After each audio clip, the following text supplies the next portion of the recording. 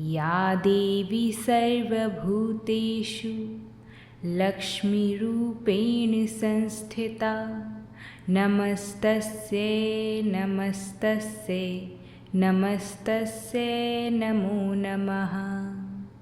सभी प्रिय भक्तगणों को जय श्री कृष्णा, राधे राधे। माता रानी सभी पर खूब कृपा करें। आज हम सभी भक्तजन दुर्गा सप्तशती के आगे के अध्याय सुनेंगे, जिन्हें हम सभी भक्तजनों को पूरी श्रद्धा और भक्ति भाव से सुनना चाहिए, क्योंकि हमने शुरुआत से ही दुर्गा सप्तशती को सुना है। इसलिए दुर्गा सप्तशती के सभी अध्यायों को ध्यानपूर्वक और पूरा सुनिएगा, जिससे दुर्गा सप्तशती के पाठन और श्रवण का फल हमें पूरी तरह मिल पाए। तो आइए प्रिय भक्तगणों, कथा को शुरू करते हैं। प्रेम से बोलिए जगत जननी माँ भवानी की जय हो। राजा ने कहा, हे ऋषिराज, आपने रक्त बीज के वध से संबंध रखने वाला वृतांत मुझे सुनाया है। अब मैं रक्त बीज के मरने के पश्चात क्रोध में भरे हुए शुंभ और निशुंभ ने जो कर्म किए वह सुनना चाहता हूँ। महर्षि मेधा ने कहा, रक्त बीज के मारे जाने पर शुंभ और निशुंभ को बड़ा क्रोध आया और अपनी बहुत बड़ी सेना का इस प्रकार सर्वनाश होते देखकर निशुंभ देवी पर आक्रमण करने के लिए दौड़ा। उसके साथ बहुत से बड़े बड़े असुर देवी को मारने के वास्ते दौड़े और महापराक्रमी शुंभ चंडिका को मारने के लिए बढ़ा।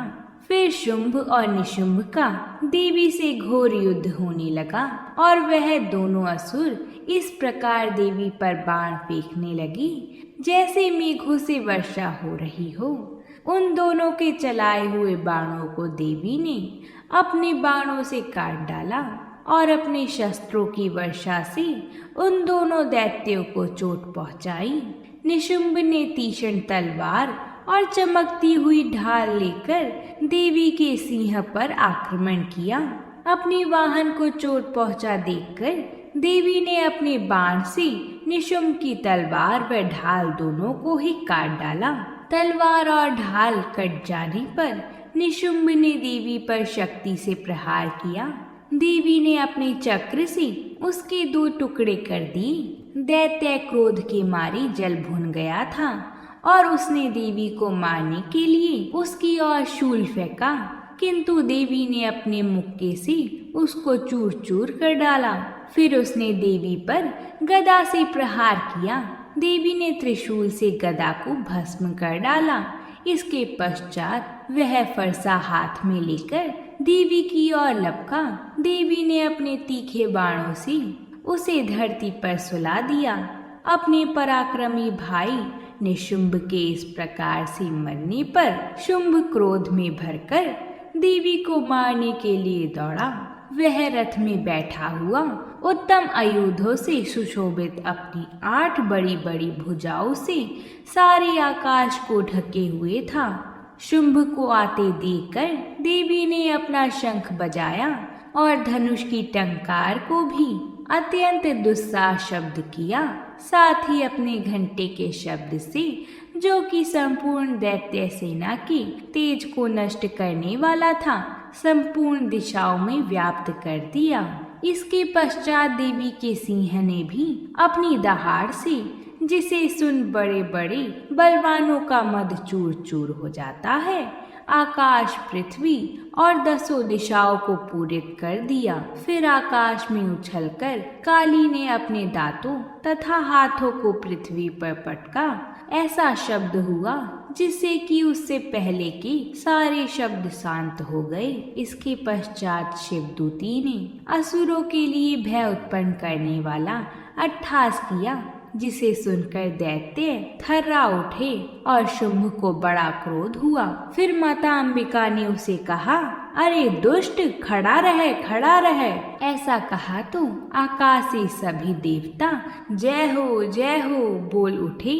शुंभ ने वहां आकर ज्वालाओं से युक्त एक अत्यंत भयंकर शक्ति छोड़ी, जिसे आते देखकर देवी ने अपनी मोहल्का नामक शक्ति से काट डाला। हे राजन, फिर शुंभ के सिंहनाद से तीनों लोक व्याप्त हो गए और उसकी प्रतिध्वनि से ऐसा घोर शब्द हुआ जिससे इससे पहले के सब शब्दों को जीत लिया। शुंभ के छोड़े बाणों को देवी ने और देवी के छोड़े बाणों को शुंभ ने अपने बाणों से काटकर सैकड़ों और हजारों टुकड़ों में परिवर्तित कर दिया। इसके पश्चात जब चंडिका ने क्रोध में भरकर शुंभ को त्रिशूल से मारा तो वह मूर्छित होकर पृथ्वी पर गिर पड़ा। जब उसकी मूर्छा टूटी तो वह धनुष लेकर आया और अपने बाणों से उसने देवी काली माता को तथा सिंह को घायल कर दिया। फिर उस राक्षस ने 10,000 भुजाएं धारण करके चक्र आदि आयुधों से देवी को आच्छादित कर दिया। तब भगवती दुर्गा जी ने कुपित होकर अपने बाणों से उन चक्रों तथा बाणों को काट डाला। यह देखकर निशुंभ हाथ में गदा लेकर माता चंडिका को मारने के लिए दौड़ा। उसके आते ही देवी ने तीक्ष्ण धार वाले खड्ग से उसकी गदा को काट डाला। उसने फिर त्रिशूल हाथ में लिया।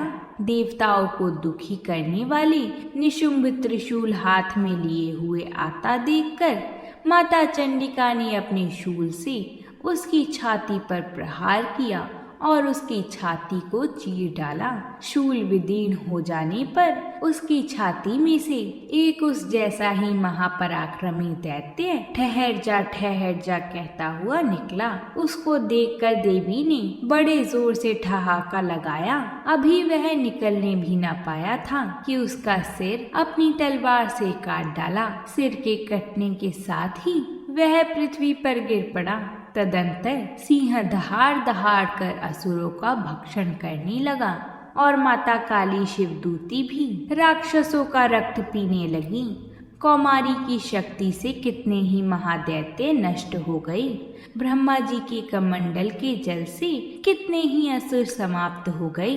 कई दैत्य महेश्वरी के त्रिशूल से विदीर्ण होकर पृथ्वी पर गिर पड़े और वराही के प्रहारों से छिन्न भिन्न होकर धराशायी हो गए।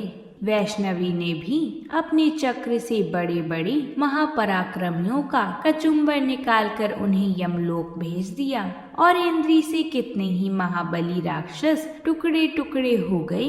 कई दैत्य मारे गए, कई भाग गए। कितने ही माता काली शिवदूती और सिंह ने भक्षण कर लिया। प्रिय भक्तगणों, अगर आपने यहाँ तक कथा सुन ली है तो आगे सुनने के लिए एक लाइक ज़रूर कर दें।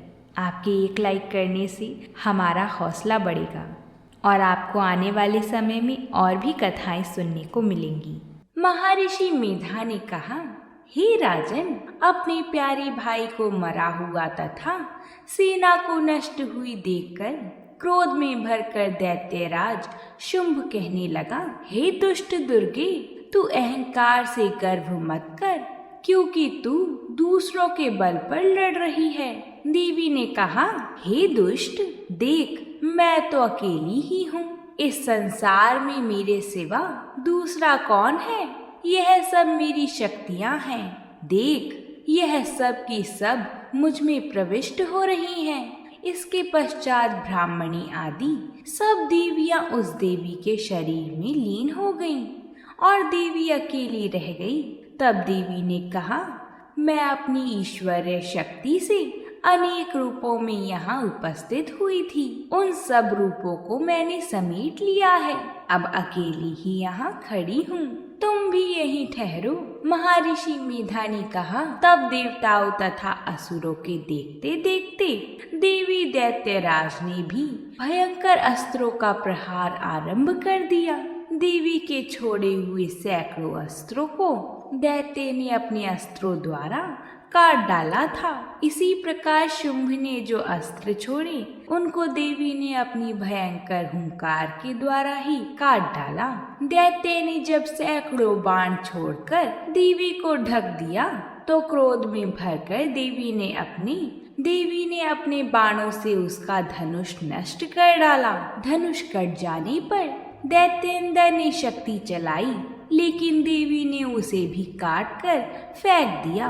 फिर दैत्येंद्र चमकती हुई ढाल लेकर देवी की ओर दौड़ा, किंतु जब वह देवी के समीप पहुंचा तो देवी ने अपने तीक्ष्ण बाणों से उसकी चमकने वाली ढाल को भी काट डाला। फिर दैत्येंद्र का घोड़ा मर गया, रथ टूट गया, सारथी मारा गया। तब वह भयंकर मुद्रा लेकर देवी पर आक्रमण करने के लिए चला, किंतु देवी ने अपने तीक्ष्ण बाणों से उसके मृदर को भी काट दिया। इस प्रकार दैत्य ने क्रोध में भरकर देवी की छाती में बड़े जोर से एक मुक्का मारा। दैत्य ने जब देवी को मुक्का मारा तो देवी ने भी उसकी छाती में जोर से एक थप्पड़ मारा। थप्पड़ खाके पहले तो दैत्य पृथ्वी पर गिर पड़ा, किंतु तुरंत ही वह उठा और खड़ा हुआ। फिर वह देवी को पकड़कर आकाश की ओर उछला और वहां जाकर दोनों में युद्ध होने लगा। वह युद्ध ऋषियों और देवताओं को आश्चर्य में डालने वाला था। देवी आकाश में दैत्य के साथ बहुत देर तक युद्ध करती रही। फिर देवी ने उसे आकाश में घुमाकर पृथ्वी पर गिरा दिया। दुष्ट आत्मा दैत्य पुनः उठकर देवी को मारने के लिए दौड़ा। तब उसको अपनी ओर आता हुआ देखकर देवी ने उसकी छाती विदीर्ण करके उसको पृथ्वी पर पटक दिया।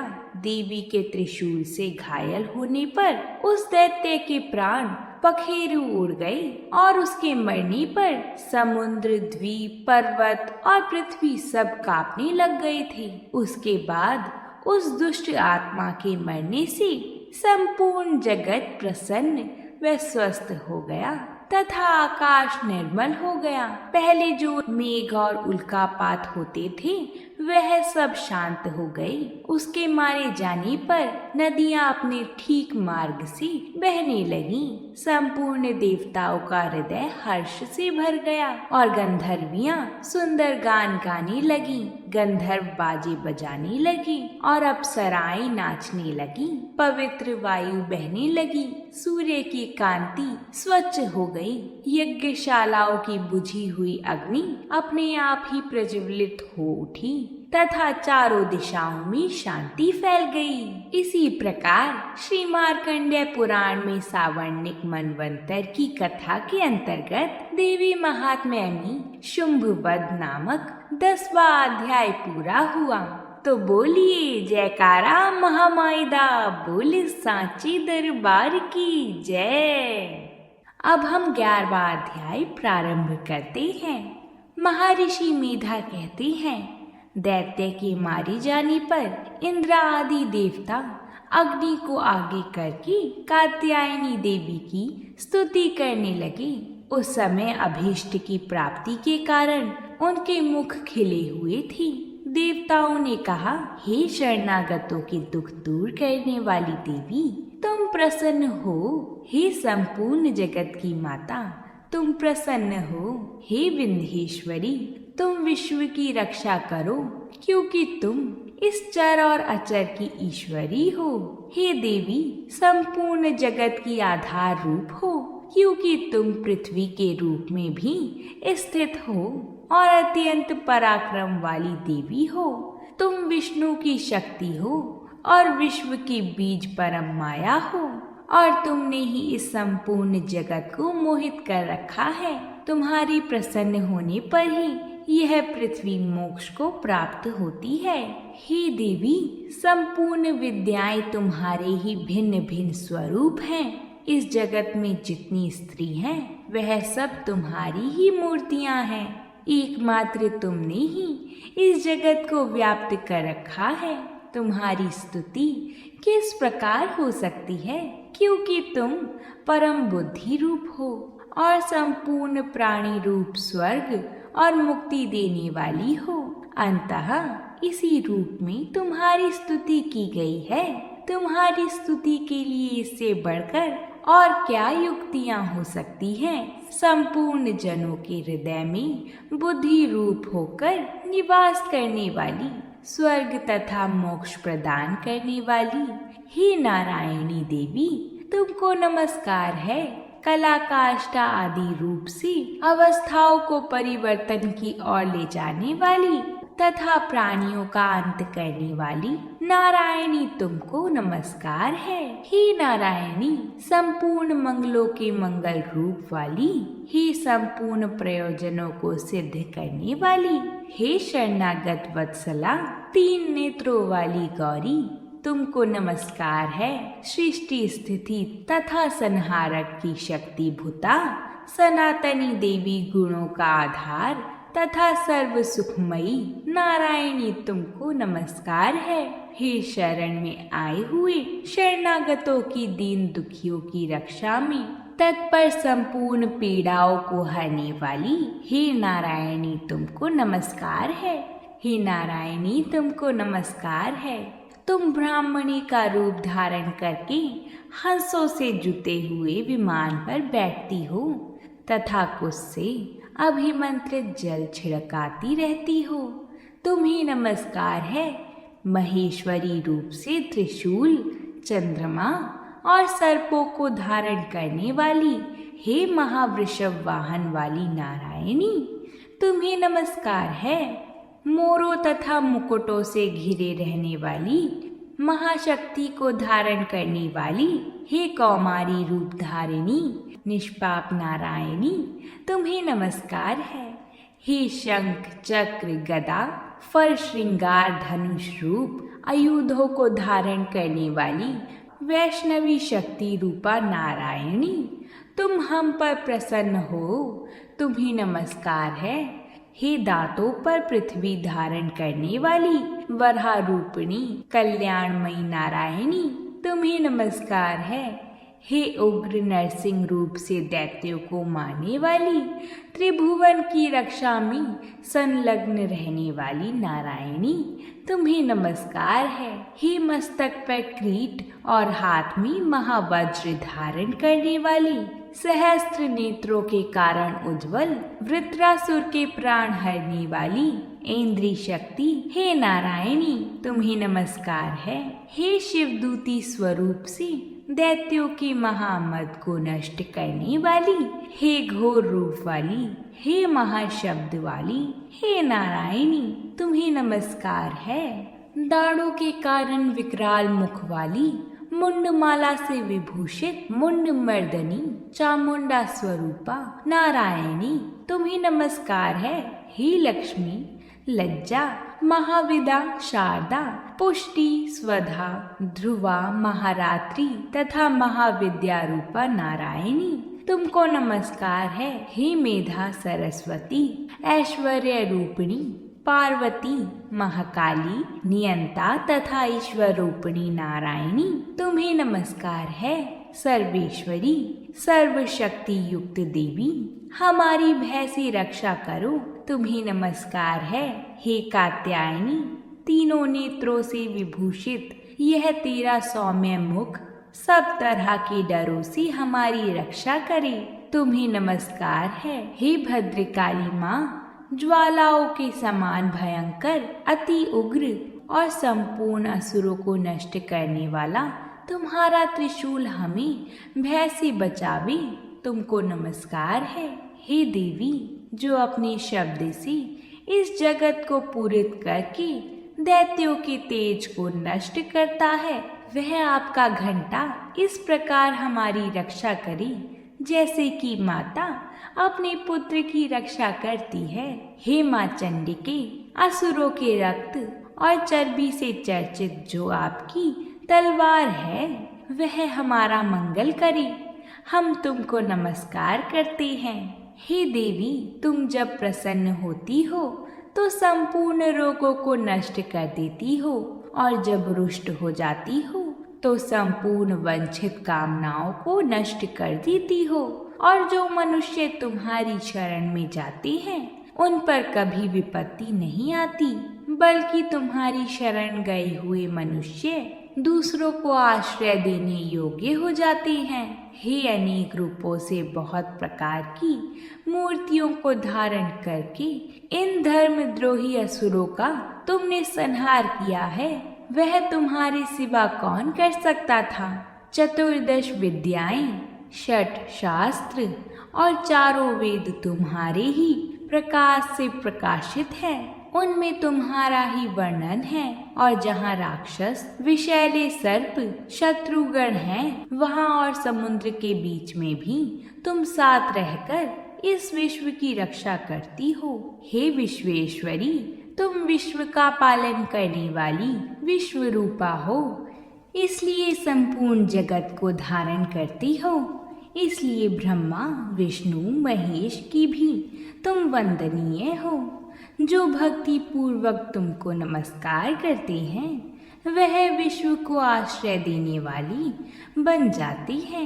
हे देवी माँ, तुम प्रसन्न हो और असुरों को मारकर जिस प्रकार हमारी रक्षा की है, ऐसे ही हमारे शत्रुओं से सदा हमारी रक्षा करती रहो। संपूर्ण जगत के पाप नष्ट कर दो और पापों तथा उनके फल स्वरूप होने वाली महामारी आदि बड़े बड़े उपद्रवों को शीघ्र ही दूर कर दो। विश्व की पीड़ा को हरने वाली देवी माँ, शरण में पड़े हुओं पर प्रसन्न हो। त्रिलोक निवासियों की पूजनीय परमेश्वरी, हम लोगों को वरदान दो। देवी ने कहा, हे देवताओं, मैं तुमको वर देने को तैयार हूँ। आपकी जैसी इच्छा हो वैसा वर मांग लो, मैं तुमको दूंगी। देवताओं ने कहा, हे सर्वेश्वरी, त्रिलोकी के निवासियों की समस्त पीड़ाओं को तुम इसी प्रकार हरती रहो और हमारे शत्रुओं को इसी प्रकार नष्ट करती रहो। देवी ने कहा, वैवस्वत मनवंतर के 28वें युग में 2 और महासुर शुंभ और निशुंभ उत्पन्न होंगे। उस समय मैं नंद गोप के घर से यशोदा के गर्भ से उत्पन्न होकर विंध्याचल पर्वत पर शुंभ और निशुंभ का संहार करूंगी। फिर अत्यंत भयंकर रूप से पृथ्वी पर अवतीर्ण होकर मैं वैप्रचित नामक दानवों का नाश करूंगी। उन भयंकर महासुरों को भक्षण करते समय मेरे दांत अनार पुष्प के समान लाल हो जाएंगे। इसके पश्चात स्वर्ग में देवता और पृथ्वी पर मनुष्य मेरी स्तुति करते हुए मुझे रक्त दंतिका कहेंगे। फिर जब 100 वर्षों तक वर्षा न होगी तो मैं ऋषियों की स्तुति करने पर आयोनिज नाम से प्रकट होंगी और अपने 100 नेत्रों से ऋषियों की ओर देखूंगी।